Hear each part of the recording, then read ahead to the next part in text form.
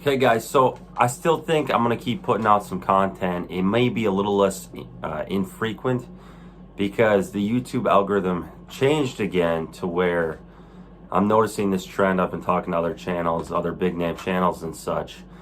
The views are much lower now in the fitness community and the subscriber counts are much more stagnant. So the algorithm has kind of shied away from the fitness industry more or less. I'm seeing many of the top channels just taking a huge hit right now. So it's interesting. So I want to still be active on YouTube, but I may try to cut down the frequency of the videos and just make them better overall. And yeah, so that's the plan here moving forward. And I'm still going to do podcasts. The podcasts do not do well with the algorithm. I've seen this with other channels. But I just enjoy talking to people, learning from them, and I've had good feedback from the people who do watch the podcast. So this latest one I did was with Zach Tallender. The view count on it was the lowest, in a long time. And I looked at even his podcast he did with Matt Frazier, and it was the same thing. His view count was way down. So it's just, that's the nature of how YouTube's going right now, but we we got to roll with the punches, and I still want to post. I just may have to dial in the content a little more. So I'll do one podcast a week for the time being, and I may space it out more later on. So this week it'll be Brains and Gains, which he's got a pretty good channel, and it's always good to talk to him. But I just want to talk to the people I want to talk to and learn from them, and you guys can learn from them. And we'll try to keep the podcast around an hour to hour and 15, so they won't get any, they won't get too crazy. But today's video, I'm going to address Geoffrey Schofield's video about how powerlifting is killing your gains. And I think he had a lot of good points in here. I wrote some down. So I pretty much agree with just about everything he said in the video. Like, I think it was a tremendous video, spot on. Powerlifting is not going to equate to putting a lot of muscle mass on. It's just not, especially as a natural lifter. I think one of the biggest issues I see is that people look at enhanced lifters, and enhanced powerlifters who train in that powerlifting style are still going to be huge and look jacked no matter what. I mean, when I was on gear, when I was on anabolic steroids, I looked huge. I looked like a bodybuilder in a sense. I had big traps, big arms, big chest, like I had veins, popping out everywhere. I had that imposing bodybuilding look. But at the same time, I wasn't doing isolation work hardly at all. There wasn't much bodybuilding style training or isolation work. It was just the gear is going to make you look like that to some extent no matter what. So, one of his points was strength does not equal size, and this is 100% true. You can't just do strength and automatically get size. So if you do a hyper-optimized setup and you achieve a certain number, that doesn't mean you're going to be a certain size. It's 100% true. Now that I'm drug-free, I'm not doing that. The muscle doesn't look the same as it would if I was doing tons of isolation movements. And I've even experimented I've done more isolation work and trained more bodybuilding style at periods while being, drug-free. And I still get crazy pumps. I still, see a lot more muscle size, but it doesn't help my strength. So it's almost like these are kind of somewhat incongruent things. And then when I focus on, strength, and I'm mainly doing the power lifts, squat, bench, and deadlift, I don't put on that much size. I don't get pumps. I don't put on much size. I don't look super impressive. I look like I lift, but it's a different look. I don't have all the shape. I don't look like Jeff does. So it's just a whole different thing. So I think that is, he nailed it there. It's just not the same. Now, he says a lot of guys built a base with accessory lifts. And truthfully, nowadays, when I'm training for powerlifting, which is all the time, like, that's my interest. I'm not interested in being a bodybuilder or putting on or looking super impressive even. Like, that's not my goal. I want to be as strong as possible. That's what I enjoy. So that's kind of what I tailor my training to. And, I can say one of his points basically was like, when everyone starts out lifting, they do a variety of exercises. Everyone starts out doing rows, pull-ups, curls, push-downs, all this kind of stuff, leg press. Like, I built much of my base with accessory lifts. He's 100% true about that. I was doing a lot of stuff. I wasn't just doing bench, squat, and deadlift initially, those first couple of years of training, those first 5 years or so. And I was in my basement, my parents' basement, so I didn't have machines to work with. So I couldn't do a ton of bodybuilding isolation type work. But it was way more than squat, bench, and deadlift. Whereas now, and this is one of the points specialized later on, my training is much more specific. It's mainly just squat, bench, and deadlift.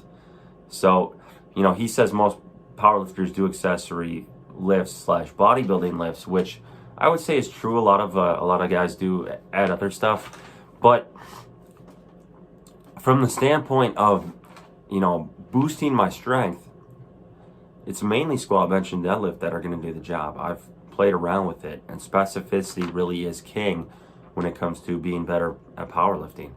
So I still do accessory lifts, but not a ton. I do the 45-degree back extensions.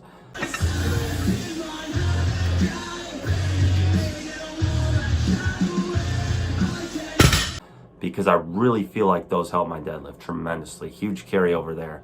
I do lat pull downs. I do cable rows for lat specific work. And then outside of that, that's really the gist of my training alongside squat, bench, and deadlift. So I have those accessories in place to help my deadlift, but squat kind of takes care of squat as far as leg training. I was doing split squats for a while in place of squats, but now that I'm back to regular back squats, I don't feel the need for split squats. So it's very specific, and that's what I see the best results with. When I deviate from the script and do a lot of variations in terms of different pressing variations, a lot of accessory work, direct tricep work, I actually somewhat tend to do worse than if I just do a lot of benching. So it's kind of interesting. This is, again, size does not equal strength. We go back to that formula. So I'm not humongous. I haven't put on a ton of size with just the squat, bench, and deadlift. It doesn't put on that much size. It puts on a lot of thickness. So from a side profile view, I look much thicker, much bigger, but it's not like a shape. It's not this shapely muscle. It's not this this 3D physique look that you see with isolation movements. So if your goal is really to put on size or to just look impressive, you're going to want to do a lot of isolation bodybuilding work. Powerlifting alone is not going to cut it. But if you're simply after the pursuit of strength, then the main lifts, squat, bench, and deadlift, should do the trick for the most part.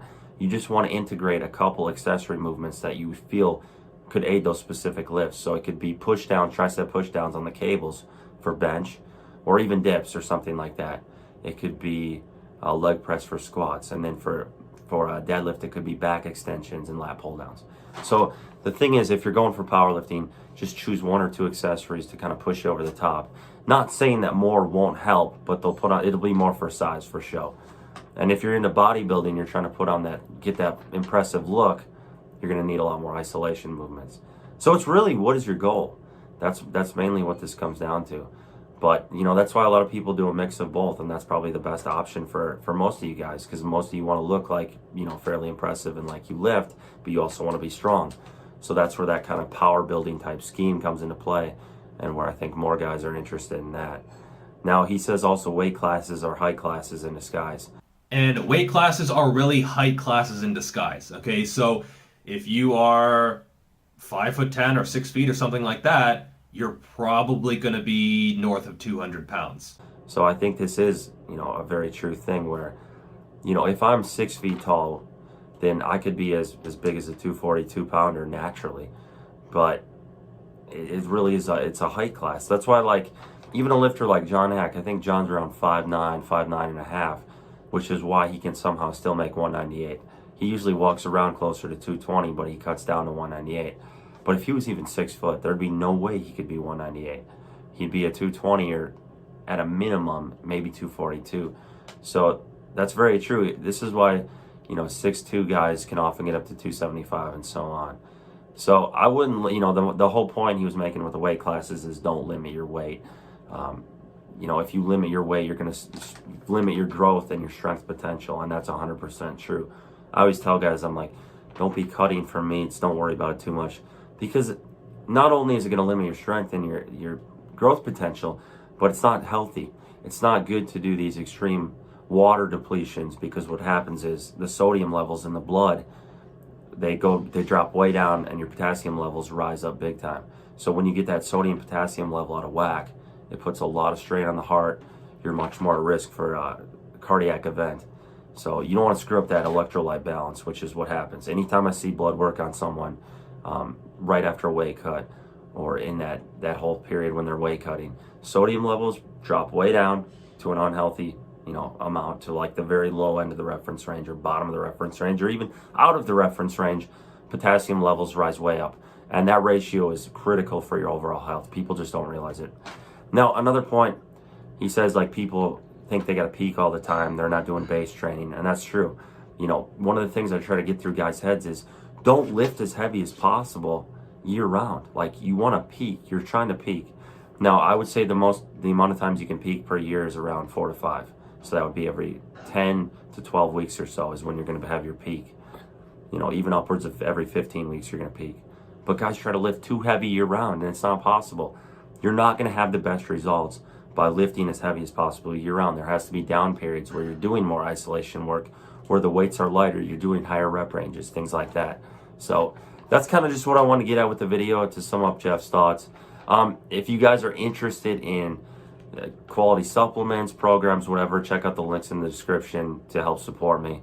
I appreciate it big time, guys. Like the video, subscribe, comment with what you think, and I'll try to do more higher quality videos like this about once a week or so. And even though they're not going to get many views, we'll just keep rolling like this. But I appreciate you guys watching. Check out the links, check out my Instagram.